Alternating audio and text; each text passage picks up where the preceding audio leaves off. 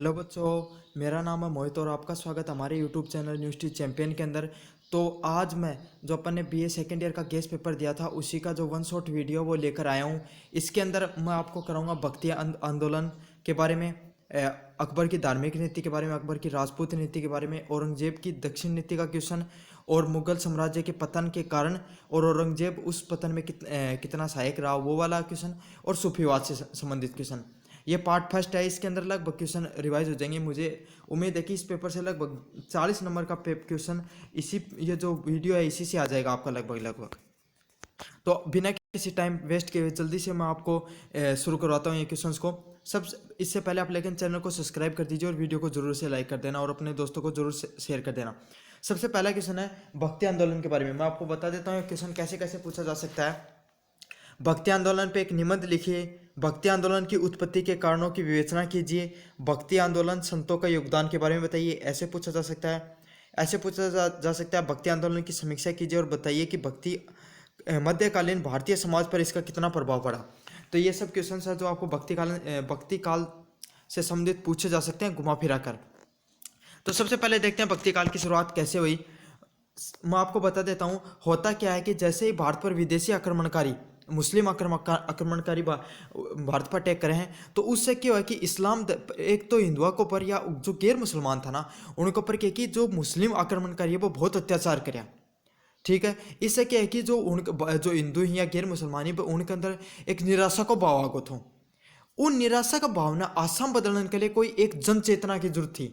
उस जन चेतना को रूप लेके आयो भक्ति आंदोलन।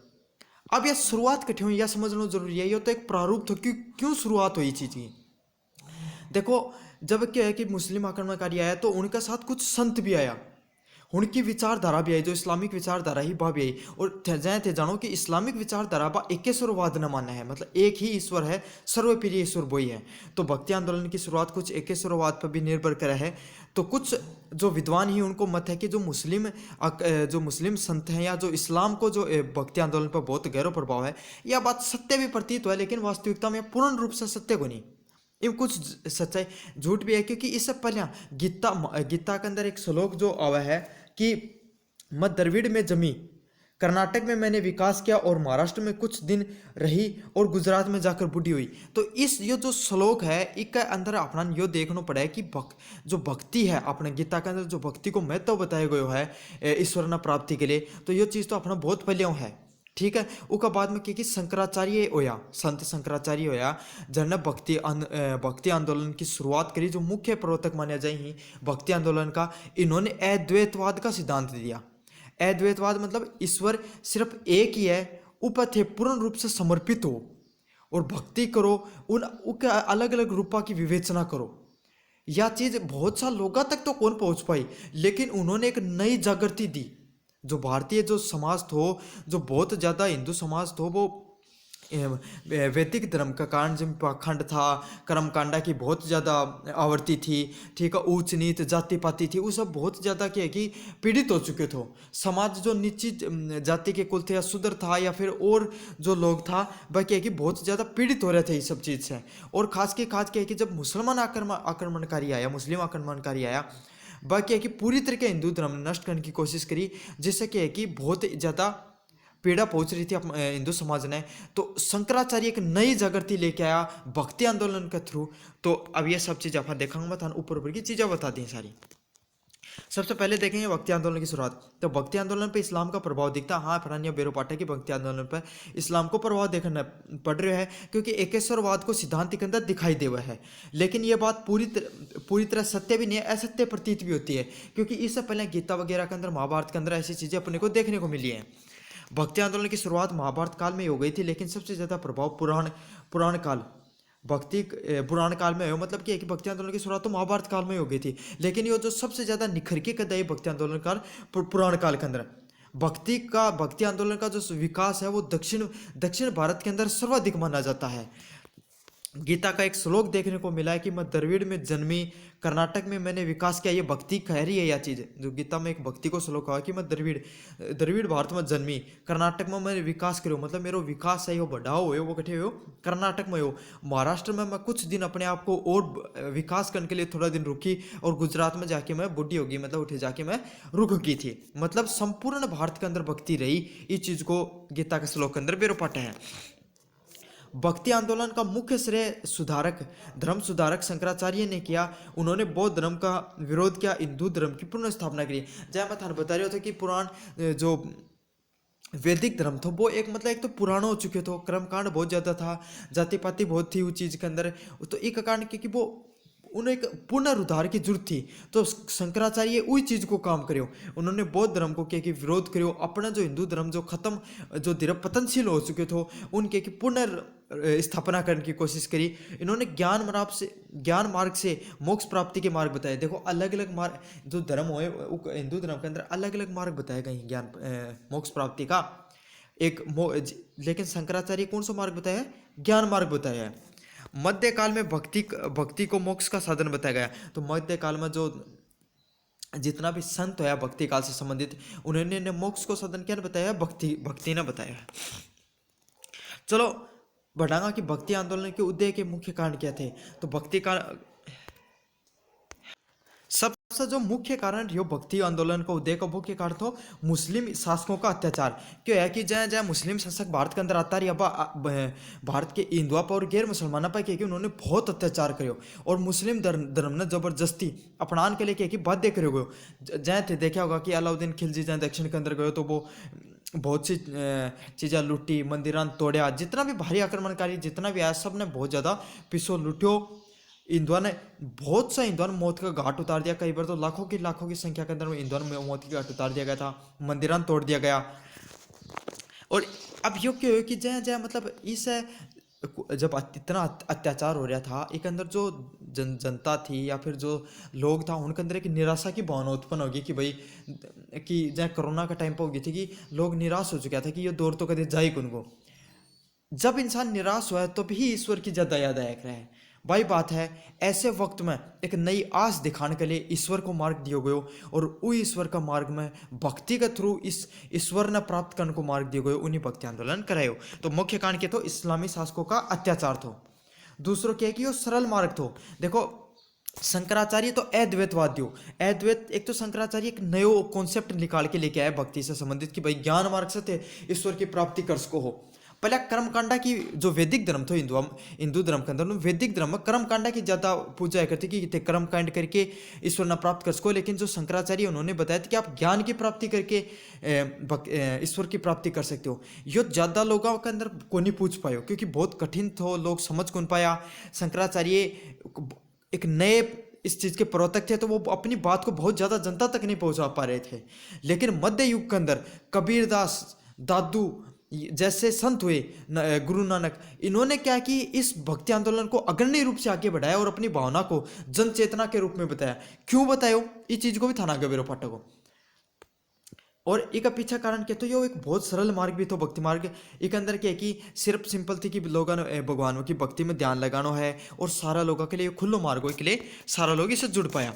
दूसरी बात के तो वैदिक धर्म की जटिलताएं के तो वैदिक धर्म बहुत ही अव्यवहारिक धर्म ज्यादा होगो थो, पुराणों भी होगो थो, आडंबर बहुत ज्यादा हा, ठीक है, पाखंडवाद बहुत ज़्यादा हो, और दूसरी की जाति पाति बहुत ज़्यादा थी जिसके अंदर क्या कि जाए थे दक्षकों की नीचे जाते जो सिर्फ ब्राह्मण था उन्हें जो ज्ञान प्राप्ति को जो यो वैदिक धर्म था उन्हें ज्ञान लेने को अधिकार सिर्फ ब्राह्मणा ने होया करतो, बाकी जातियां इतना ज़्यादा अधिकार को नहीं करतो। जो शुद्ध रहा करता उन्हें तो कोई भी चीज़ को अधिकार को तो वह लोग क्या अपना अपने एक अलगाव महसूस कराया करता, पीड़ित महसूस कराया करता। तो ये जो वैदिक धर्म में जटिलताएं थी, जो अव्यवस्था थी, इससे लोग निराश हो चुका था। इसके लिए भी भक्ति आंदोलन ने बहुत ज़्यादा आगे बढ़ने में मदद करी। धर्म और समाज में जटिलताएं, देखो हिंदू धर्म में बहुत सी कुरीतियां होगी थी, ठीक है, आडंबर और अंधविश्वास से भरे हुए थे, जाति पाति उच्च नीच व छुआछूत की भावना को धर्म चिंतकों व भक्ति आंदोलन ने इन सब कुरीतियों पर कड़ा प्रहार किया। देखो क्या है कि जो वैदिक धर्म के अंदर जितनी भी कुरीति थी ना, उनको ऐसा समझो थे काउंटर बन के आयो एक यो भक्ति आंदोलन। आने के अंदर जहाँ कबीरदास तो कहा करता कि अगर मूर्ति पूजन से भगवान मिलता तो मैं पूरा पहाड़ी पूज लूँ। ठीक है। रामानंद की जो एक जो कहावत थी कि सिर्फ ईश्वर है वो पूजन से मिसका है, इनसे कोई भी पूज लो। ठीक है। तो ये सब चीज़ें क्या कि उन्होंने कड़ा प्रहार किया, जाति पाति के ऊपर इन्होंने किया, ऊंच नीच के ऊपर किया, धर्म के जो अच्छा जो हिंदू धर्म या मुस्लिम धर्म जो गैर धर्म था उनके ऊपर भी इन्होंने जो वो दियो कर्म कांडा के ऊपर भी इन्होंने कड़ा प्रहार किया। तो भक्ति आंदोलन एक सरल थो, धार्मिक जटिलताएं जो लोगों की एक भावना थी वह सब पकड़ के आ रहे थे, इसके लिए भक्ति आंदोलन और ज़्यादा सपोर्ट मिल रहा था। भक्ति आंदोलन के मुख्य सिद्धांत भाई, भक्ति आंदोलन का क्या क्या सिद्धांत है? पहले सिद्धांत तो ईश्वर एक ही है, उन्होंने एकेश्वरवाद को सिद्धांत दिया। मतलब भक्ति आंदोलन के अंदर कबीर नानक ने उपदेश दिया कि हिंदुओं में ईश्वर और मुस्लिमों में अल्लाह अलग नहीं है बल्कि एक ही रूप है, बस इनके नाम ही अलग अलग हैं। बहुत सा जो भक्ति आंदोलन का जो प्रवक्ता था उन्होंने बताया कि ईश्वर एक ही ईश्वर की पूजा करी, सिर्फ इस दुनिया में पूरी दुनिया में ईश्वर एक ही है और वो सर्वव्यापी है। सर्वव्यापी मतलब हर कण के अंदर मौजूद है। ठीक है। उसका स्वरूप ही अलग अलग है, राम रहीम अल्लाह, और जो विष्णु ईसाई बौद्ध बुद्ध सब एक ही हैं। सबको एक ही अंतिम लक्ष्य है ना, वो सबको एक ही है। रूप उनका अलग अलग बना दिया गया, झनकी जय श्रद्धा हो ना उस सब पूज लो, लेकिन ईश्वर सिर्फ एक ही है। धर्म का नाम पर नहीं, आज के समय जहाँ देख रहे हो कि लोग देवता का नाम पर भी लड़न लगा। बस चीज पर उस टाइम पर भी इन्होंने क्या की खंडन करियो तो। दूसरी के ईश्वर भक्ति में ध्यान लगाने पर बल दिया। जो भक्ति आंदोलन का संत था वह क्या पर ज्यादातर जोर दिया करता कि भाई थे ईश्वर को रूप को है ना, जो रूप को स्मरण करो, भगवान की भक्ति करो, भगवान का भजन करो, इससे जो थारो हृदय है ना वो पवित्र होगो, नैतिकता की भावना जागेगी। देखो ईश्वर का बताए हुए मार्ग पर अगर थे चलोगा तो अपने अंदर एक चीज जरूर बढ़े, वह नैतिकता, सत्य कर्म करना, गलत भावना को नहीं होंगी, बुरा विचार को नहीं होंगे अपने अंदर, अपन नैतिक जीवन को प्रयास करांगा। कोई भी व्यक्ति है चाहे जो बुरा कर्म कर रहे हो वो बशर्ते खुश हो उसके पास दो पैसा उसके, लेकिन मन की शांति को नहीं उसके। बाई बात है जो इंसान सही कर्मा पर चालक वो थोड़ा परेशान जरूर हो उसका, लेकिन उनके मन के अंदर बहुत ज्यादा शांति रहेगी। वही चीज बताई गई कि थे ईश्वर के अंदर ध्यान लगाओ ताकि थारा जीवन के अंदर नैतिकता व पवित्रता को संचारण हुआ है। दूसरों के तो आत्मसमर्पण की भावना। भक्ति आंदोलन के संतों ने बताया था कि मनुष्य को ज्ञान प्राप्ति से ईश्वर की प्राप्ति हो सकती है। ईश्वर जो भी कर रहा है अच्छे के लिए कर रहा है। मतलब ये चीज के अंदर बताई गई, भक्ति आंदोलन का संता बताई कि ते ईश्वर का प्रति पूर्ण रूप से समर्पित हो जाओ।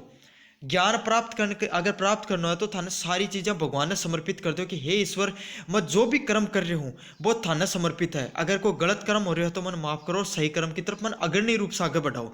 यो विचार थो भक्ति आंदोलन का जो संत था उनको। ठीक है।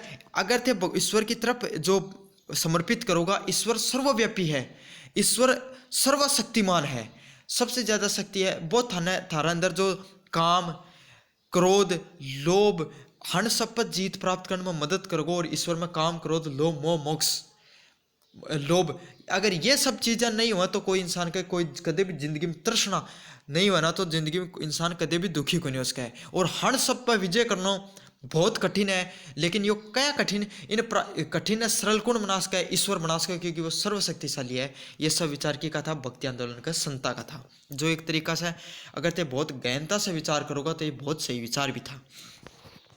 इनको द्वारा एक के सिद्धांत दिया गया, गुरु के महत्व का सिद्धांत दिया गया। भक्ति मार्ग के संतों का मत था कि गुरु ही ज्ञान प्राप्ति का प्रमुख साधन है। देखो क्या नहीं बोले जो पहले लाइन चलेडी पर चालना जो थोड़ी सरल रिया है। बाई बात हो रही गुरु ने पहले से ईश्वर की प्राप्ति कर रखी है, उन्होंने पहले ही उस मार्ग को बेरो है, जिन्हें जी रास्ता को बेरो है भाई। जो रागीर पहले चले गए जी रास्ता पे वो दूसरा रागीर ने तो बता सका कि कठे बाटा ही कठे काकरा ही कठे काटा ही कठे सरल मार्ग है। ठीक है। बाई चीज यह है कि गुरु ही एकमात्र है ना वो के कि ज्ञान मार्ग में ज्ञान प्राप्त करने को व ईश्वर प्राप्त करने को मार्ग है। बिना गुरु के ईश्वर प्राप्त करना बहुत मुश्किल है, क्योंकि आप अपना जो मन की जो तृष्णा है उनके अंदर फंस सका है, और उन मन की तृष्णा निकालने के लिए गुरु बहुत साध्य है। जो कबीरदास तो एक बहुत अच्छी लाइन कही थी, गला कटाए भी अगर कोई गुरु मिल जा तो वो गलों कटाना भी बहुत छोटी बात है गुरु का ज्ञान का गए। वही बात है, आज के टाइम पर तो खैर गुरु की कोई वैल्यू नहीं रही है, लेकिन गुरु को बहुत महत्व है। कोई भी इंसान ना आगे बढ़न, जी चीज न सीखने थे 10 साल जिंदगी भर बिता दी, बात चीज गुरु कुछ पल में बता सके था। आगे बढ़ा सगुण व निर्गुण उपासना का सिद्धांत। कुछ संतों ने सगुण ईश्वर की पूजा करते थे, कुछ निर्गुण ईश्वर की पूजा करते थे।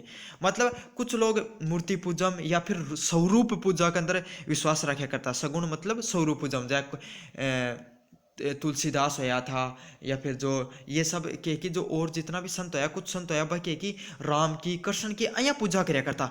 वह कौन सा होया करता? सगुण, सगुण ईश्वर की पूजा। और निर्गुण वाला कौन? जो एकेश्वरवाद न मान्या करता कि भाई ईश्वर एक है, मूर्ति पूजा को पूर्ण रूप से खंडन करया करता। वह कौन सा करता? निर्गुण रूप से। कबीरदास को कहो है कि यदि ईश्वर पत्थर में ईश्वर होते तो मैं पहाड़ को पूछता। ये जो मैं कोटेशन दो दे रखी हन्ना था ना हाईलाइट करके लिखनी सारे सारे। भक्ति आंदोलन की प्रमुख विशेषताएं। तो भक्ति आंदोलन की प्रमुख विशेषताएं क्या रही? सबसे पहले है सामाजिक समानता पर बल, क्योंकि सारा लोगों के अंदर है ना सामाजिक जो समानता है ऊपर बल दिया गया। जाति पाति उच्च नीच का खंडन किया गया। मतलब क्या कि जहाँ देख सको थे वैदिक धर्म के अंदर, जहाँ मैं थाने पहले बताया कि ब्राह्मणन ही ब्राह्मण जो था या उच्च जाति का लोगन ही जो ज्ञान प्राप्त करने को या फिर ईश्वर की पूजा करने को अधिकार थो, निम्न जाति व शूद्र का लोगन कौन थो। लेकिन भक्ति आंदोलन का जो संत है वह बहुत बढ़िया काम किए करियो, सब जाति का लोगों के लिए भक्ति मार्ग खुल्लो छोड़ दियो कि कोई भी आओ हमारी शरण में थी आस को हो। ठीक है, जाति पाति को वो खंडन करियो, बिना किसी जाति पाति व भेदभाव के अपने शिष्य बनाए। रामानंदी ने सूत्र दिया, जाति पाति जाने ना कोई, हरि को भजे सो हरि का होए। मतलब भगवान है ना वो हर इंसान ने, हर मनुष्य ने एक जिसो बनायो है, उकले कोई भेदभाव को नहीं। जाति पाति वो कौन जाने, जो जाति पाति ने ईश्वर कौन जाने। ईश्वर ने थे तो बचोगा तो ईश्वर का ही वो जाओगा। यह बात कौन बताई थी? रामानंदी बताई थी। अगलो 2 नंबर है कि लोक भाषा का प्रयोग। जो भक्ति आंदोलन है वो क्यों ज़्यादा फेमस हुए थे, जो ज़्यादा मशहूर क्यों हुए थे? क्योंकि हम लोक भाषा का प्रयोग करेंगे। देखो एक छोटी सी बात है, अगर मैं थाने अंग्रेजी में पढ़ाऊँ या और कोई भाषा में पढ़ाऊँ, वह बात थारा कम समझ में आओगी जितनी मैं थाने मारवाड़ी में बताऊँ कोई भी चीज़, क्योंकि वह अपनी भाषा है, उस अपना ममत्व है, प्रेम है, बालकपन से अपना बाई चीज़ सुन रहे हाँ, उसका शब्द है ना बस शब्द नहीं होके एक भावना का रूप में संचारित हुए हैं। वही बात है भक्ति आंदोलन का जो संत होया था वह कि लोक भाषा का प्रयोग करा करता। संस्कृत के स्थान पर संतों ने आम बोलचाल की भाषा का प्रयोग किया ताकि बहुत सारे लोगों से जनसंपर्क हो सके और अपनी भावना ज्यादा लोगों के बीच में पहुंच सके। 3 नंबर क्वेश्चन है जन आंदोलन। भक्ति आंदोलन सभी जाति धर्म के लोगों के लिए खुला था। यह एक प्रकार का जन आंदोलन था। मतलब ये हो कि सबके लिए खोल दियो गयो। बहुत सारा लोग इसे, एक तो निराशा का भाव था मेरा मुस्लिम आक्रमणकारी के बारे में, दूसरी बात लोग वैदिक धर्म से भी उब चुका है, तीसरी बात क्या कि एक नई कॉन्सेप्ट तो भक्ति आंदोलन, चौथी बात क्या है आम लोगों की भाषा थी, मतलब जो आम लोगों की भावना थी ना वो ही एक तरीका से भक्ति आंदोलन की मुख्य बात हुई। तो ये चीज इसलिए वो जो आंदोलन कर रही हो या कि जन आंदोलन बदल गो, मतलब जन जन इच्छा जुड़ गो। 4 नंबर क्योंकि है मुस्लिम व हिंदू व मुस्लिम एकता पर धर्म। जितना भी जो धर्म होया, जितना भी सब आक्रमणकारी होया, अब क्या करियो कि हिंदू व मुसलमान हमेशा पाड़न की कोशिश करी, अलग करने की कोशिश करी, लेकिन भक्ति आंदोलन का जो सिद्धांत था वह उन्हें एक करने की कोशिश करी। कबीर, नानक व दादू ने हिंदू व मुस्लिमों के बीच में मतभेद व कट्टरता को दूर करने का प्रयास किया। कबीर, नानक व कृष्ण और रहीम ने कहा कि ईश्वर और अल्लाह एक ही हैं।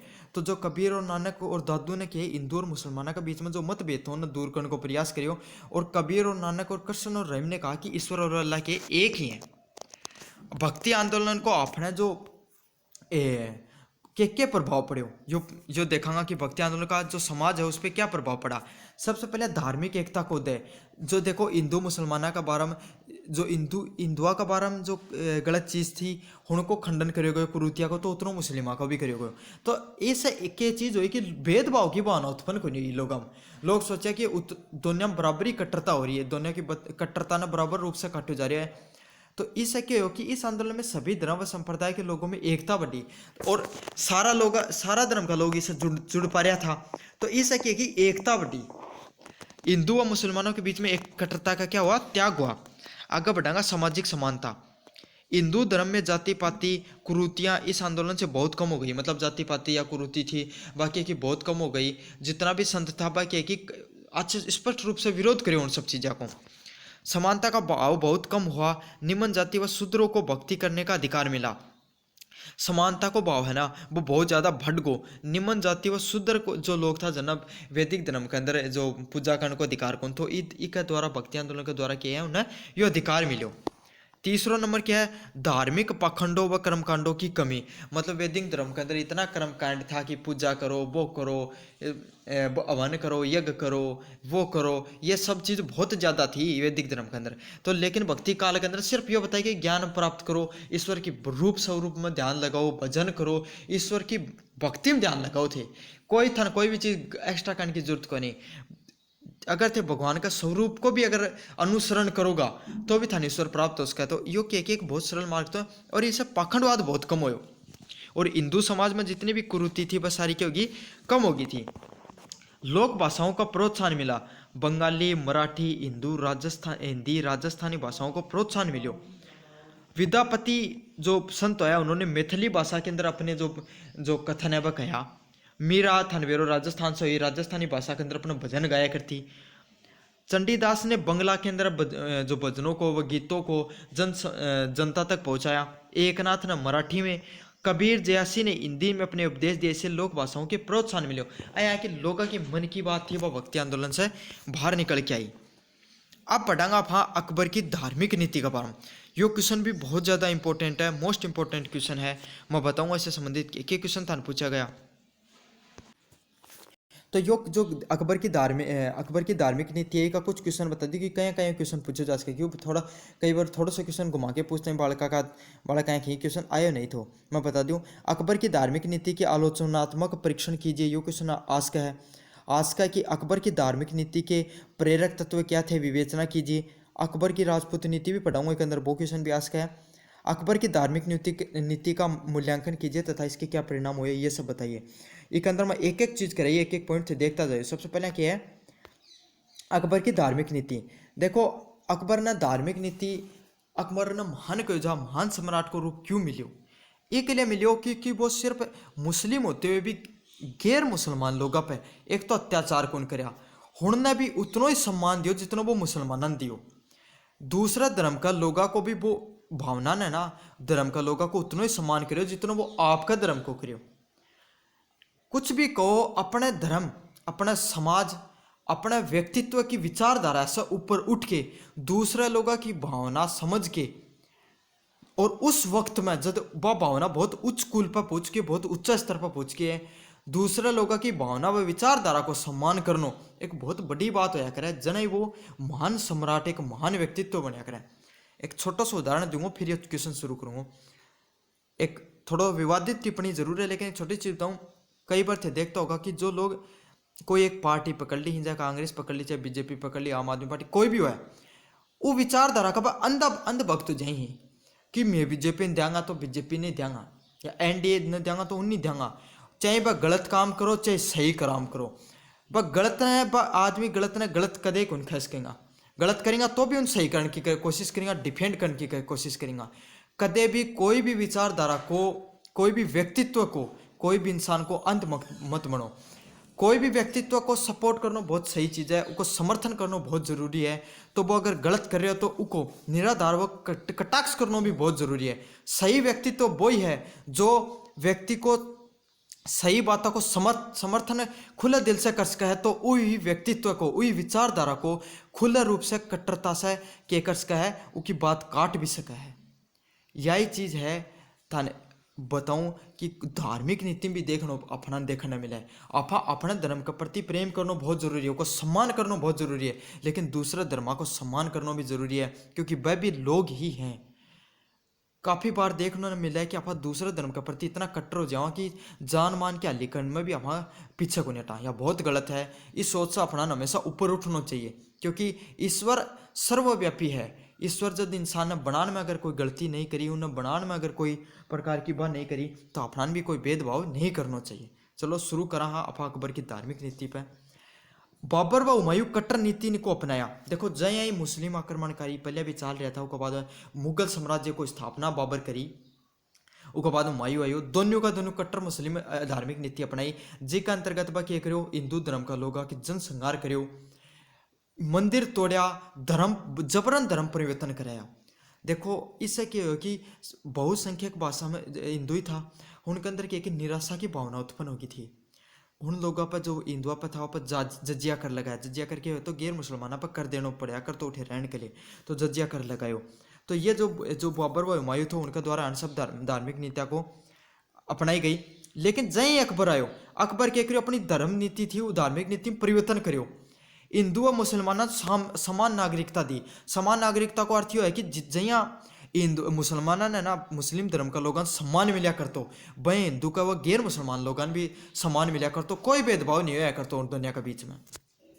और खास की खास बात क्या है कि उच्च पदों पर हिंदू व मुसलमानों मुस्लिम दोनों लोगों की नियुक्ति हुआ करती। जहाँ थे देश को टोडरमल सेनापति थो, ठीक है, और जो तानसेन हो गो, बीरबल होगा, ये सात का सात जो अकबर का जो मंत्री है करता, उनको जो उनका मुख्यमंत्री है करता, उनका भाग था, मंत्रिमंडल का मुख्य मंत्रिमंडल का भाग था।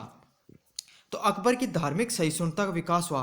देखो जो अकबर थे उसके अंदर दो धार्मिक सहिष्णुता हुआ है, मतलब एकता को या धार्मिक सहिष्णुता को विकास क्यों हो। पहले कारणों के पीछे कि पिता तो को सुन्नी मुसलमान थे और माता हमीदा बानो शिया मुसलमान थी।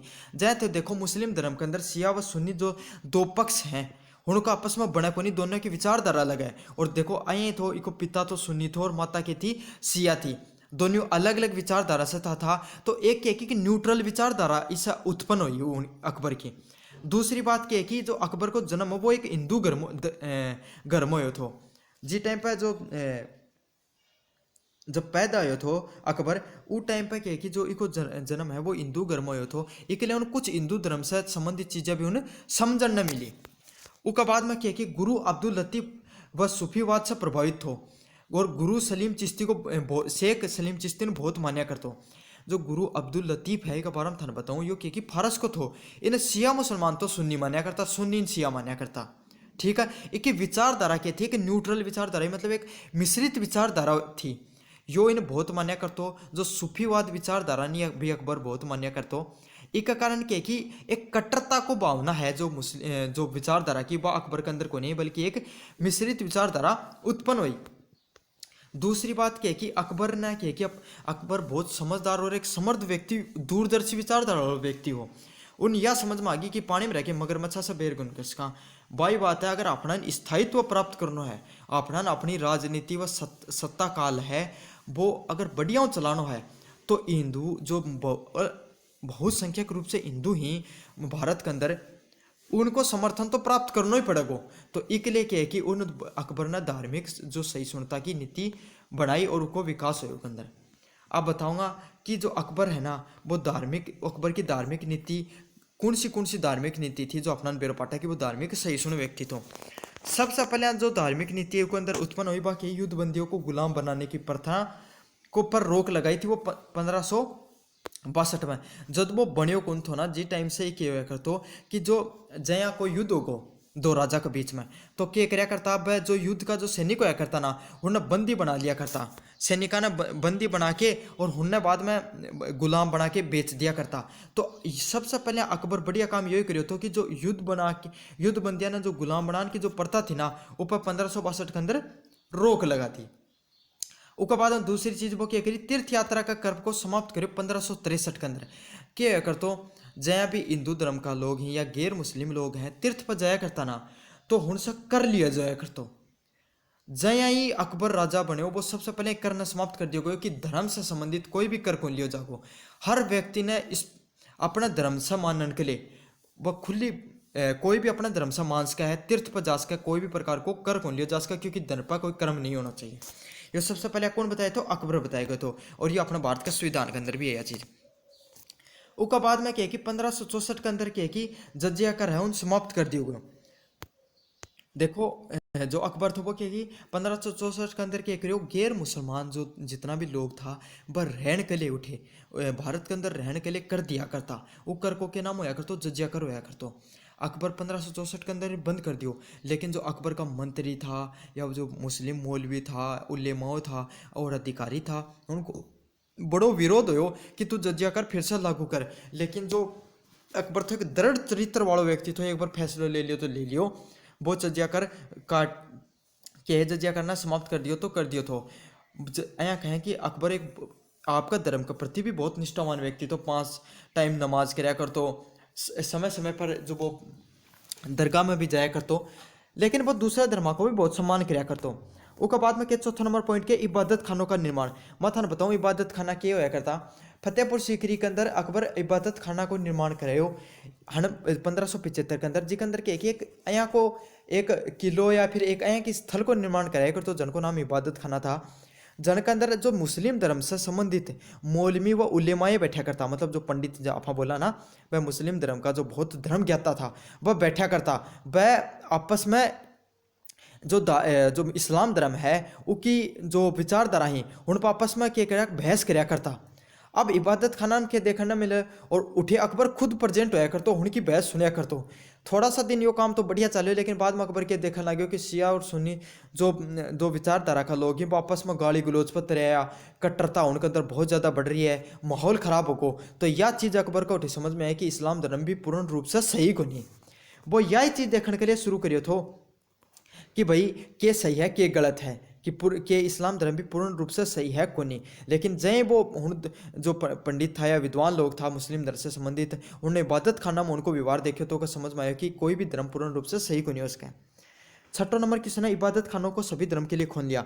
जब अकबर यह चीज़ देखी कि जब जो उलेमाई ही उन सबको व्यवहार तब ठीक रही हो को नहीं, तो वो क्या करे सबके लिए खोल दियो कि सारा धर्म का लोग आओ और आपस में बहस करो, खुद बैठा कर तो देखा कर। तो और अंत में वो नतीजों पर पूछो कि कोई धर्म पूर्ण रूप से सही को नहीं, कोई धर्म पूर्ण रूप से गलत को नहीं। हर धर्म के अंदर कुछ ना कुछ अच्छाइयाँ हैं, कुछ ना कुछ कुरीतियाँ हैं, और इन्हें दूर करने लिए वो खुद को एक धर्म को निर्माण करे और उस धर्म को के नाम काटे वो दीन ए इलाही धर्म की स्थापना करी। एक बार था दीन ए इलाही धर्म के बारे में कुछ मुख्य मुख्य बात बता दी। देखो 1582 के अंदर अकबर जब बंगाल से लौटे हो तो वो दीन ए इलाही नामक धर्म की स्थापना करी थी।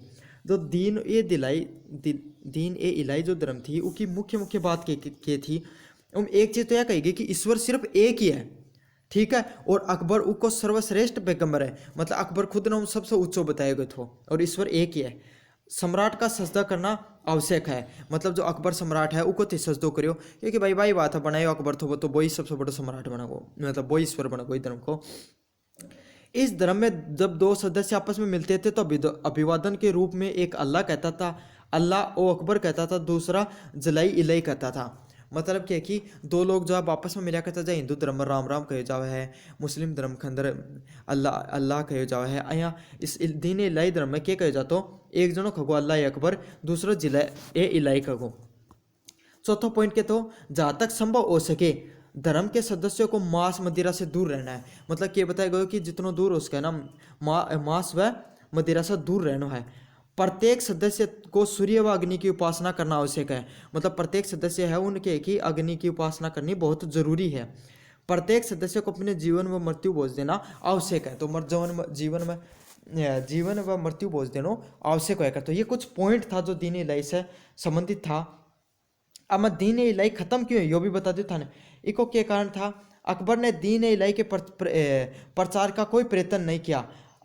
अशोक की बातें उन लोगों की प्रभावित करने के लिए किसी को नियुक्त नहीं किया। जैसे देखो अशोक है वो बुद्ध धर्म ने प्रचार करने के लिए अलग अलग जगह लोगों ने भेजा, शिलालेखा को निर्माण करो, लेकिन अकबर आए कुछ गुण करो। इससे क्या कि दीन इलाही जो धर्म है वो ज़्यादा पॉपुलर को नहीं लोगों के बीच में। दीन इलाही के प्रमुख सदस्य 18 थे, जो अधिकांश अकबर के जीवन काल में ही काल के ग्रस्त हो गए। मतलब कि जो दीन इलाही धर्म को स्थापना करी, जो मुख्य सदस्य वह 18 लोग था, वह अकबर का मरण से पहले वह खुद ही खत्म होगा। तो इसे क्या कि धर्म को प्रचार को नहीं और आगे कौन बढ़ पाए। बादशाह की सहिष्णुता की नीति स्वयं इससे घातक सिद्ध हुई। औरंगजेब जैसे धर्मांतों ने कार्य को खुदा के नाम पर करते थे वो छिप गई। मतलब कि अकबर खुद तो खैर धार्मिक सहिष्णु व्यक्ति था, लेकिन उसका बाद में जितना भी जो मुगल साम्राज्य शासक होया वह इन मान्या कौन कराया करता। वो उसके बाद में औरंगजेब है वो खुद धार्मिक मुस्लिम कट्टर व्यक्ति थो, तो इसलिए दीन इलाही धर्म के खत्म हो गो। उसके अलावा क्या तो सम्राट ने कोई पुजारी पद को स्थापित नहीं किया। कोई भी धर्म ने आगे बढ़ाने के लिए पुजारी व मौलवी जैसा जो पद हुई वो बहुत जरूरी हुई, लेकिन दीन इलाही माया को कोई पद को नहीं अगर तो जिकानियो आगे कौन बढ़ पायो। तो ये दीन इलाही से संबंधित भी मैं थाने कुछ पॉइंट बता दी। अब बताऊँ अकबर की धार्मिक नीति के परिणाम के परिणाम रहा। यह प्रयोग सफल रहा। हिंदू व मुस्लिम धर्म के लोगों में धार्मिक एकता बड़ी चीज़ है। मतलब कह रही हो कि दोनों धर्म का लोग इन अपनास का था, एक अंदर जो नैतिकता की बात ज़्यादा करी गई थी, तो इससे क्या कि दोनों लोगों में एकता भी बढ़ी। राजपूतों को सहयोग मिला, मतलब कि धार्मिक जो नीति अपनाई थी इससे क्या फायदे हो, राजपूत लोगों को सहयोग मिलो। राजपूत लोगों को इन सहयोग मिले अकबर ने, तो राजपूता से एक तो उच्च अधिकारी निकल के आया, बहुत बढ़िया सैनिक निकल के आया, इससे इन्हें अपना जो साम्राज्य फैलाने में बहुत फायदा मिला। दूसरी बात है सभी धर्मों के लोगों के सहयोग और राजनीतिक प्रशासनिक रूप से फायदा मिला।